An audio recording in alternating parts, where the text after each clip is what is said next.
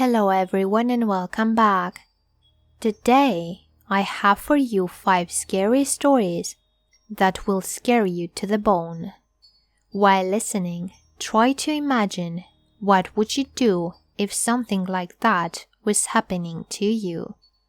So grab your flashlight and let's step into the darkness together.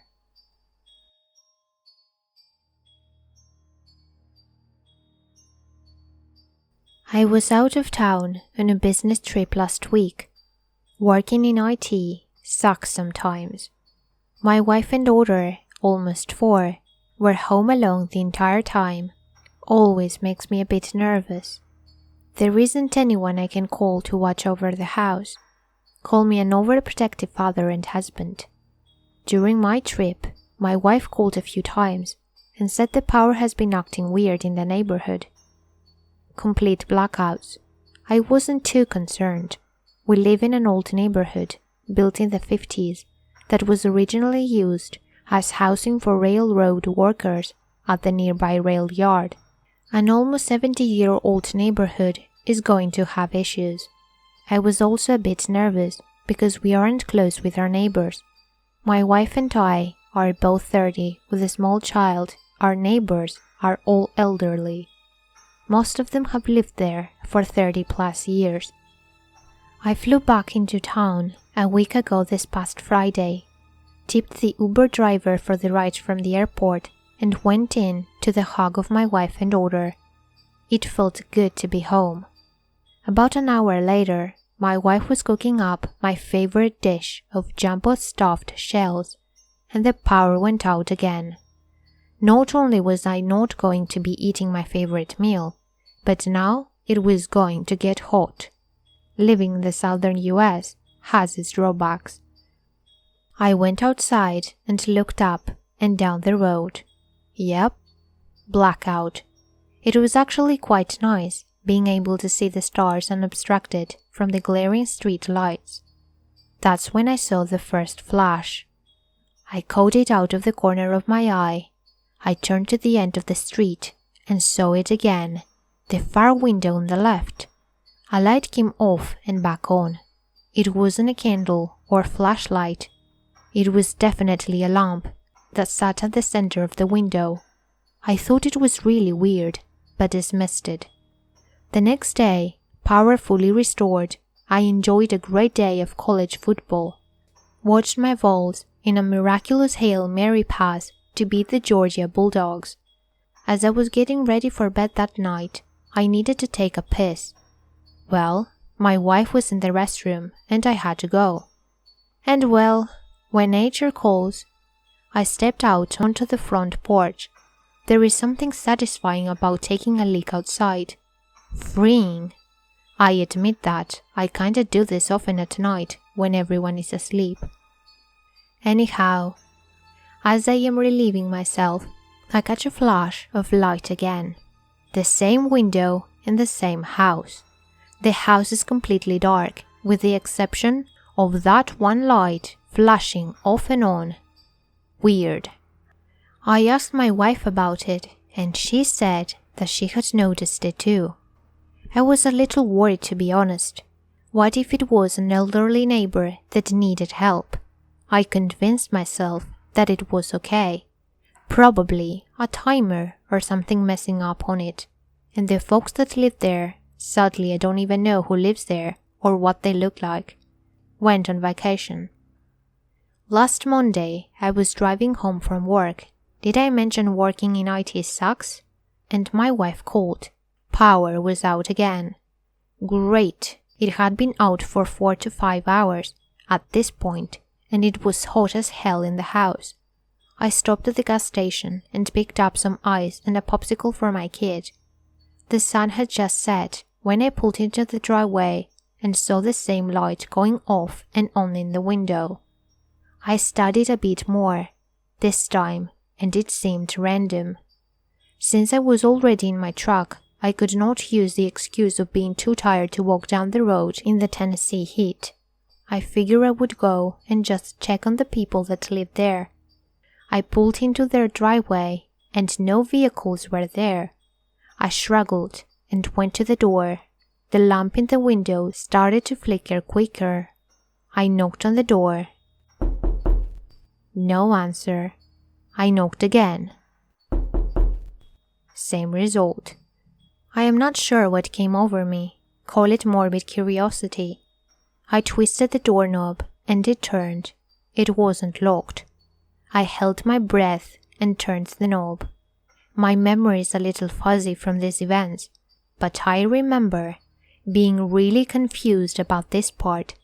The door was ripped open, like someone yanked it open. At the same time, I tried to push it in. Except, at the same time, it was opened back into the house. A large amount of pressure pressed against me. The house was dark and incredibly cold. It felt like a freezer. I grabbed the doorknob and tried to pull the door shut. It wouldn't budge. It wouldn't open any further either. It was as if the hinges were frozen in their current position. The house was like a frozen abyss. The hairs on the back of my neck stood up. I had the sudden feeling I was being watched. I shouted to see if anyone was home. No reply. I tried a second time. No reply. I was tempted to walk into the house, but I've seen enough slasher movies. This is how every fucking one of them starts, and I'm yelling at the TV. I wasn't going to be one of those idiots. I tried calling out one more time. I told them my name was Dan and I lived down the road. No reply. As soon as I took the first step to leave, the door slammed shut and I heard the lock click in place. Even if the power was working and I wasn't sweating my ass off, I don't think I would have slept that night. I told my wife what happened and she was a bit skeptical. She laughed a bit. I admit, I am somewhat susceptible to freaking myself out. I will watch movies like The Exorcist by myself in the dark, just to scare myself. But this was different. I was laying in bed last night, and that same feeling, like someone was watching, overcame me again. That house, that same feeling, I could not resist, and went outside. I went out on the front porch and looked down the road. The light was going on and off in the window. My heart was pumping slightly faster and my mouth grew dry. Something was off. My wife came outside and looked toward the end of the street. She asked if I was still worried about that damn house. I was. She laughed and started teasing me. She joked about the house trying to talk to me. She said it must be using Morse code. I asked her to grab me a pen and paper. She rolled her eyes. I asked her again. She came back a minute or so later with the pad she uses to make grocery lists and a pen. Quick flash. Dot. Then a quick flash followed by a long one, then two quick ones. Dot, dash, dot, dot. That is what I ended up with on the pad of paper. My wife poured herself a glass of wine.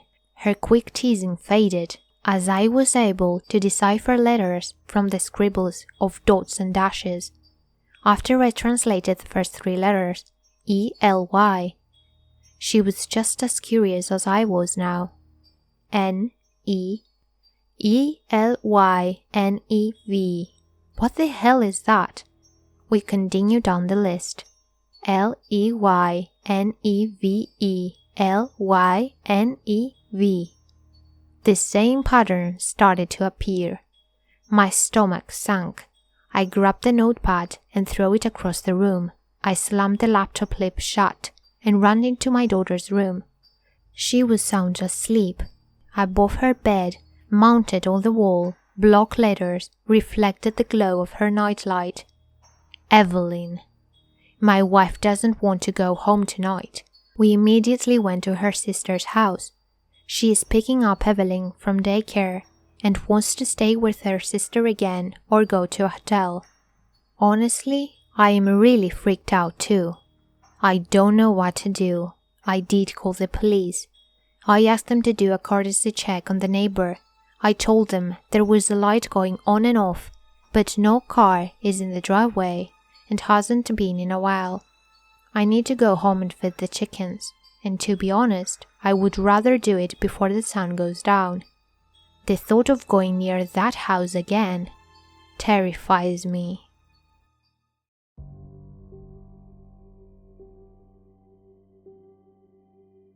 I hate talking on the phone.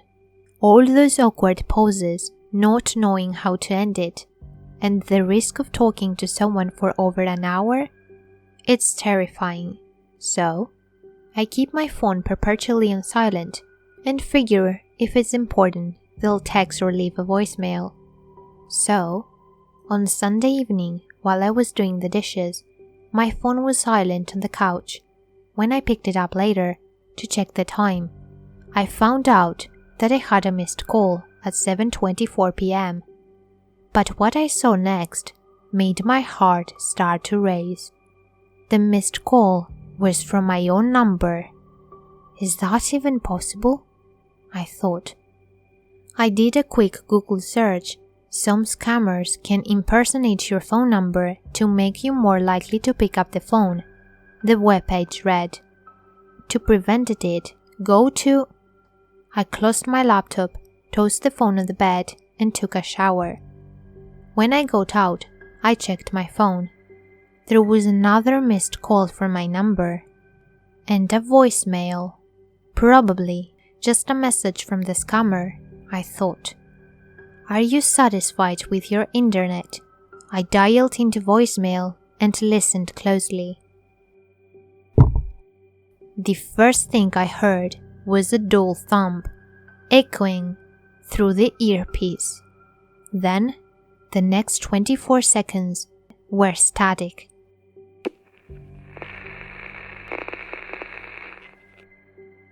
A low hum, and I could hear some sort of clicking in the bathroom. Faint, barely audible. At 24 seconds in, I heard a distinct rustling sound.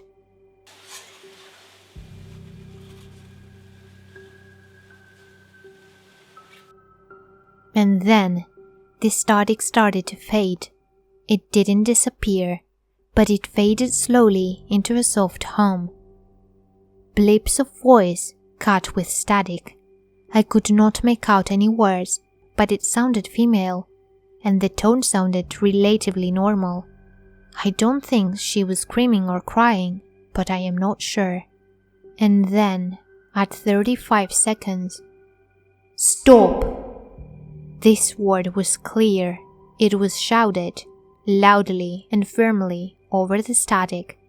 I could not tell if it was angry or afraid. It was hard to tell. But I did know one thing, without doubt. It was my voice. The voicemail ended there. I dropped the phone and just lay there on the bed, trying to make sense of it all. Probably just a weird glitch, I thought, dragging an arm over my face. And was it even really my voice? I mean, hundreds of men must sound like me, right? The phone flashed. A text. I grabbed it. The phone slipped in my sweaty fingers as I tapped away, brought it up. The text was from my number, and it was only 4 words, all in caps. Don't open the door. Well, that's ridiculous, I thought. What does that even mean? Of course I have to open the door sometime. Tomorrow is a work day, and... The air conditioning kicked in. A low hum filled the room. High-heeled footsteps out in the hall, and then a sharp knock at my door.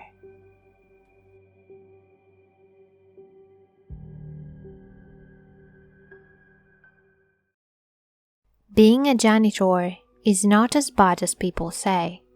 Sure, it's long hours, slow pay, and it seems to be filthy at times. But I would say I have some of the most interesting stories you will ever hear. I work as a janitor at one of the hospitals here in town. Cleaning the mental ward freaks me out though, I can't lie, especially after what happened to me a week ago. I wrote about it in my personal journal. This personal journal is where I keep all my stories. I hope to one day publish it. This last incident takes the cake, and I am almost sure it will get published once I critique it just right. A week ago, I was making my rounds at about 4:30 p.m. when I came to the mental ward. I usually like to take things fast. Today, however, I knew it would be a slow one. They had brought in a new guy. His name I never knew. He was loud. He was always yelling. He demanded a lot. He demanded blood. He claimed he was a vampire. We all thought this was crazy. Everyone knows vampires are made up to freak people out. I was mopping the hallway when I saw a remote fly out of the door on my left and smash the whole wall across from it. I left early that day. "Give me blood," I heard him yell one evening. One of the nurses walking by sighed, shaking her head. She looked at me. "I'm taking him to dinner. I suggest you clean his room while I'm out," she whispered, leaning in close. "What is he in for?"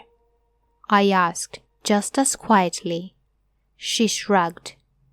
"I don't really know. They wouldn't say. I'm guessing he is coming off of some type of a new drug. There is no way he's a vampire."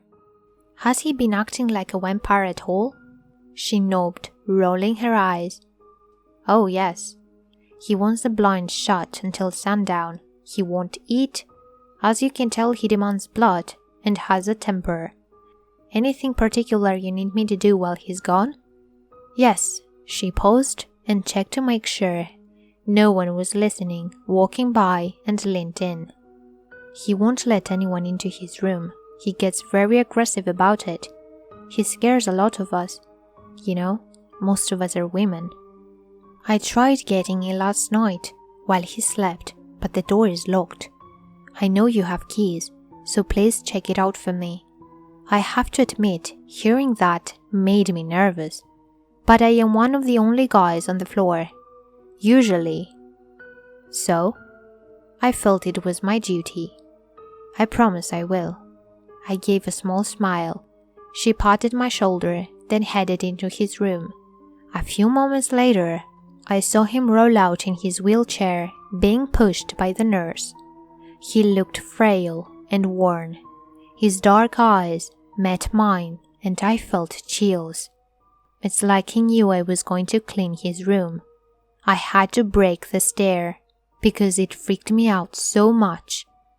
"I didn't sign up for this shit, man," I mumbled to myself as I watched him and the nurse disappear out of sight. I sighed and walked into his room. It smelled awful. I could not make out what it was, but it was not pleasant. I poked my head out of his door to make sure he was really gone. I felt I should double check for some reason. I took a deep breath, shut the door, and fumbled for my keys. I have main keys that open all rooms and bathrooms. This is insane. I have to clear after hours due to conflicting hospital schedules of patients coming and going. I searched for about 2 minutes before I found the right ones. I don't know why, but I knew. Opening that door was going to open a whole can of worms. I prayed as I unlocked it. "Holy shit!" I yelled, staring in front of me. Bags of patients' blood sat on the floor. I felt like I was going to puke. How the hell did he get all this? I thought I was going to faint. Then I heard his door to the room fly open, hitting the bathroom. I ran out and came face to face with him. The nurse was knocked out in the wheelchair. "Why are you here?" he screamed at me. I could not answer. I just stared. He snarled and ran to his window. I quickly yelled for help. As soon as I did that, he jumped out the window. He shattered the glass without even bothering to open it. It set off tons of alarms. I quickly ran to the edge. I knew we were only on the second floor, but still, I extended to see an injured man. He was gone. I could not believe it. No one ever found him. He apparently waited until he and the nurse got in a deserted hallway before he stood up and choked her out. She was okay. She quit and went elsewhere, however. I also quit. I am done with psych wards. I am also still freaked they never found the guy. I know this story will be good to share. I shut my book and lean back in my recliner. I hear a loud knock on my door. I get up and slowly open it. No one is there. Hello? I yell. Nothing. I shut and lock it quickly. This is the third time this week. No sleep once again for me.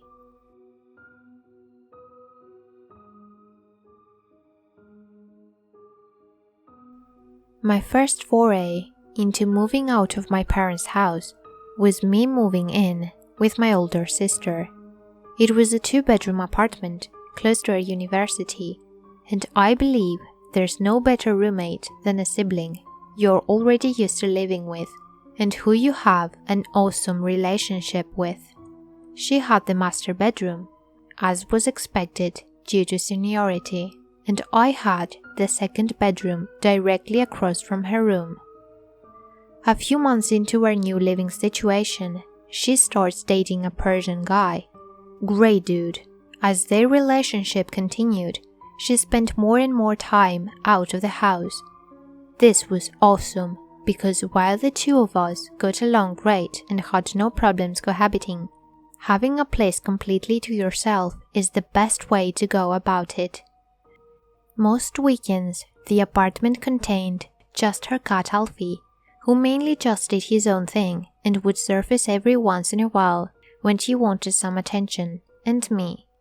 One particular weekend, my sister left town with her boyfriend. They left on a Friday, and I was the one who took them to the airport. Friday night, I wasn't feeling too hot, so I decided that rather than going out, as I originally planned, I would just stay home and relax. I mostly played some EverQuest, judge not, but my body was beginning to ache, so I called it a night relatively early. It was around 10:30 p.m. I took a quick shower, put on my Sound of Rain, like rainmoo.com, and decided to go to sleep. While trying to sleep, with my body aching this way it was, I decided to sleep on my back. Just after 5 a.m., I awoke very abruptly, as if something startled me. What actually happened was sleep paralysis. If you've ever experienced that before, it's one of the most frightening ways to wake up, because you're mentally nearly awake, but your body is completely unresponsive. I only get this when I sleep on my back, which I try to avoid, unless necessary. I was lying there, conscious, unable to move, freaking out, but I had the sense to remember that it will pass, and it would regain motor ability shortly. The sound of a thunderstorm coming from my computer speakers didn't help. My body ache was still present, and even though I couldn't move, I could still feel it. In my youth, I would get what's referred to as the old hag syndrome, a condition in sleep paralysis where you feel as if there is a demon of some sort on your chest, constraining your breathing. Some people will actually see it on their chest. Others merely feel it and construct it in their minds. As a kid, with a vivid imagination, I would often see it. Luckily for me, as an adult, that didn't happen. But my paranoid thoughts of it happening at that very moment gave me enough of a panic to simulate the feeling of actually seeing the hag. After what felt like hours, but it was actually seconds, I started to break out of it by being able to wiggle my toes. The relief experienced at that moment can't be described. I quickly propped my head up and sat up on the edge of my bed as I tried to catch my breath. I chuckled at what I had done to freak myself out and stood up to use the restroom. As I walked to my bathroom, being in the second bedroom meant my bathroom was not inside my room like the master bedroom. I heard a noise coming from the other side of the house. I assumed it was the cat and continued. After I finished my business, I headed back to my room. I heard it again. I stopped for a second in the darkness to listen. Nothing. I started to enter my room and heard it again. I called out for the cat and received no response. Then again, that's not all surprising considering cats don't really give a shit about you. There's something in it. I went in my room and turned off the thunderstorm sound, then stood there, waiting for the noise again. The noise was strange. It wasn't quite timed per second, but it seemed to follow somewhat of a pattern, but not anything precise enough to be predictable. The best way I can describe it is to think of someone with an axe chopping at a tree. Each swing isn't perfectly timed, so you can't really predict with any exactitude what it will happen next. But you have a general idea based on past swings. It alarmed me a bit, since I knew for a fact I was home alone. I cautiously proceeded to move around, slowly, as I looked for the source of the sound. As I approached my sister's room, I noticed the door was closed. Her door was rarely closed, even when she was home, even when she was home asleep. I momentarily froze. Then I heard the noise again. However, this time it was much louder. That noise was so loud it scared the shit out of Alfie the cat, and I heard him jet from his position on the couch directly into my bedroom, presumably under my bed. My heart started to race. If it's not the cat making the noise, what the hell is it? I was scared, so I ran to the kitchen as fast as I could and grabbed a knife. The kitchen was next to the front door, as far as possible from the master bedroom, but definitely still within ear and eye shot. So, I felt a bit more in control. Feeling marginally more confident, I called out, "Who the fuck is there?" No response. I'm serious. "Who the fuck is in there? I have a knife." I was about to yell again when I heard something that chilled me to the core. I heard a voice. It was a man's voice, a very, very deep voice. I could not make out what the hell it said because it was pretty muffled through the walls. The noise happened again, but this time it was louder. It sounded like a struggle, almost, but there were no voices beyond that man's voice. The voice boomed louder, almost as if chatting, and while I still couldn't make out what it said, the ominous sound of the voice, coupled with the fact that there seemed to be someone in there, and that made the hairs on my back stand up. I couldn't handle it anymore. I knew for a fact my sister wasn't home. I received a text from her earlier in the day when she arrived in New York. No one else on the planet had a spare key to the apartment besides my father, and my father would never just go into our place unannounced in the middle of the night. It had to be something else. I ran out of the apartment as quickly as I could. I did not lock the door. I didn't even close it. I just ran. Fuck the elevator. I ran toward the stairs. When I finally made it downstairs and entered my car, I immediately took off with no hesitation whatsoever. I thought about calling the police, but I called my dad instead. I go to my parents' house. They lived very close by, and my dad was already waiting for me. I told him my story, and he said I should have called the cops. I guess he was right, but people make irrational decisions when in fear.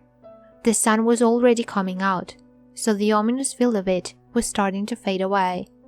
My dad and I decided to go there together and survey what was happening from a distance. We parked in my spot and looked up my apartment door. It was slightly open, just barely, but that's because I didn't really close it on my way out. We decided to get the condo security guard involved. I told him my story and he came with us. We took the elevator up and slowly entered the apartment. It was silent. No noises at all. The master bedroom door was still closed. My dad grabbed a knife, the same knife I was holding earlier, and we all crept up to the door and just stood there for a second, while the security guard gripped his walkie-talkie for dear life. My dad asked, "Is anyone in there?" Nothing. "There are 3 of us," I said. My father grabbed the door handle. He very quickly turned it and pushed the door open. The room was pristine, just as she had left it. Nothing was out of place. The window was open. She does that from time to time for the fresh air. But it was the 5th floor, with just about impossible access through the window, so unless Spider-Man was moonlighting, no one was making their way through that. At that point, all of us relaxed a bit and let down our guard. The security guard looked at my dad, and my dad looked at me. He wasn't in disbelief. He just seemed sort of like he was internally questioning whether my story was true, or if I was just letting my imagination get the best of me. I started explaining to him that I am not crazy and that everything I told him was the truth. My dad seemed to believe me, but the security guard was having none of that. That's when my dad looked at the bathroom door. There was a thick, dark ooze that was dark red, almost black. Instantly, all of our guards went up again. The security guard freaked out like I've never seen anyone do before, and he ran out. I could hear him on his walkie-talkie frantically reporting exactly what was going on, the apartment number, saying to hurry up. My dad and I stayed, and he called out yet again for someone to respond. But alas, no response. While there was no noise emanating from the bathroom, we did start to notice a smell. It was strange, not quite pungent, although close. Slightly sweet, but mostly like tar. Tar everywhere, the toilet destroyed, the ceiling mostly collapsed, bath liquid products all over the place. As it turns out, my sister had left the bathroom light on. The light is tied to one of those air fan things, to when the shit smell out of the bathroom. I guess something happened where I overheated and started melting the tar in the ceiling. The periodic sound I heard earlier was the fan spinning and throwing tar all over the place, as well as pieces of the ceiling falling out. The loud crash was when the fan piece broke off, fell, and landed on the toilet. Just a cocktail of shampoos, conditioners, body washes. As for the voice, why was the room door closed? My sister had a small battery-powered boombox, and in it was a language learning cassette. I guess the damn cat turned it on while messing about, and the batteries began to run out, which explains why it was speaking so slowly and deeply, why I could not understand what was being said, and why it eventually stopped. The same cat seemingly also closed her bedroom door by playing with a piece of decor and pulling it, thus closing the door. She's done that before. I don't know why it didn't occur to me earlier. Like I said, fear makes you think irrationally. I had never before been so scared in my life, but I am at least glad I wasn't on the verge of being murdered. That would have really messed with my weekend. When my sister returned from New York, we were in her bedroom and I told her an abridged version of what happened. She found my misfortune hilarious. The bathroom was still a mess. She wasn't too thrilled about the mess in the bathroom, and that the fact she needed to use mine until it was fully repaired. At least my room is still clean, she said. But you could have at least put that katana back in its place.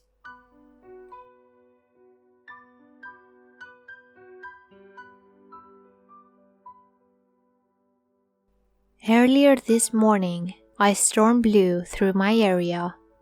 It only lasted about 30 minutes, but it managed to take out a few trees and the electricity of most of the country. Sure, I was pissed, but it could have been worse, I supposed. The weather was such cooler that it usually was at this time of the summer, and I could charge my phone in the car and get Wi-Fi from McDonald's. Since it was about 6 o'clock, I decided to go out and grab some dinner, hoping my lads would be on when I returned. Much of my frustration, my street was still dark. Oh well, I guessed, I would finally get a good night's sleep. The power should be back in the morning. When I entered my living room, however, my TV was on. At first, I thought that maybe my electricity was working again, but it seemed that the TV was the only thing that would turn on. I knew that something was seriously wrong. In fact, none of the buttons worked. The TV seemed to be stuck on one station. My screen displayed a fuzzy dim view of a driveway from what looked like security camera footage.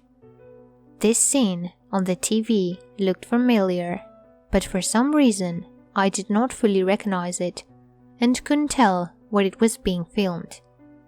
At the back of the frame, I was able to make out a figure. It appeared to be the grainy image of a woman shuffling across the street with her head down, rivers of dark matted hair flowing over her absurd face. She stumbled a little and didn't seem to lift her feet all the way off the ground when she walked, instead letting the tips of her toes drag before taking another step. I thought she might have been drunk, but I got the feeling that something more sinister was going on. The woman was wearing a dark ratty t-shirt and jeans. She was barefoot. The loose fabric hanging on her small frame swayed gently in the lingering breeze outside. Suddenly, she made a 90-degree turn and walked halfway up the driveway in the video. She was now facing the camera head-on, and she just stopped mid-step. She slowly started to lift her head. She had normal-looking skin and hair. In fact, everything except her eyes and mouth was perfectly ordinary. Like I said before, the video quality wasn't great, but I was able to clearly see that her eyes looked like they were ready to pop out of her head. They bulged grotesquely out of their sockets so far that I didn't know how they stayed in place. While her eyes were disturbing, her mouth was one of the most unnerving things I had ever seen in my life. It reminded me of those old war movies where they showed soldiers who had survived bombings. Her lower jaw had been torn clean off her skull. A bloody gaping maw was all that remained. Hundreds of tiny pointed teeth poked out from her swollen and irritated gums.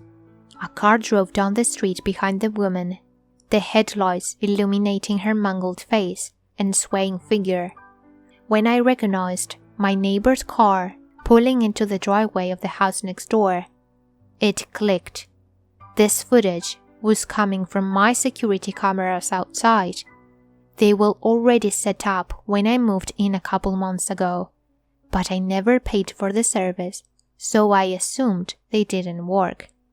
I did not understand how any of this was possible. This woman could not have been a human being, at least not completely, and my TV, or the camera for that matter, should not have been working. There was no electricity for them to use. In the midst of my rising panic, I barely noticed the woman beginning to move forward, towards my house. She stepped onto my porch, opened my front door, my locked front door, with ease, and walked right inside. I froze, bracing myself for the familiar click on the doorknob, turning, and slight creaking. But only silence followed. Once I forced myself to open my eyes, I saw that the front door remained tightly closed and locked just as always left it. I turned back to the TV screen. The driveway was empty and the woman was gone. Even though I could not think of a way for it to work, I hoped all this was a practical joke. I prayed one of my asshole friends would jump out from behind the couch and give me a heart attack, telling me how much of an idiot I was, how he totally got me.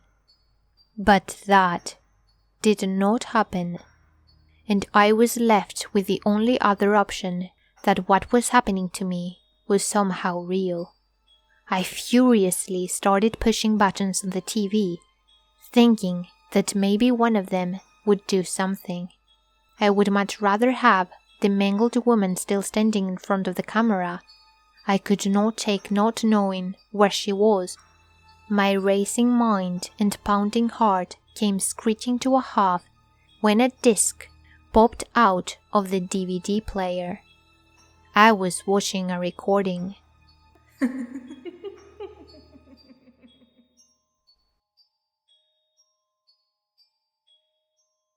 Hey there, and thank you so much for listening. If you like this video, please leave a like. And if you like these stories, leave me a comment so I can make more of these compilations in the future. Take care, and I will see you all in my next video.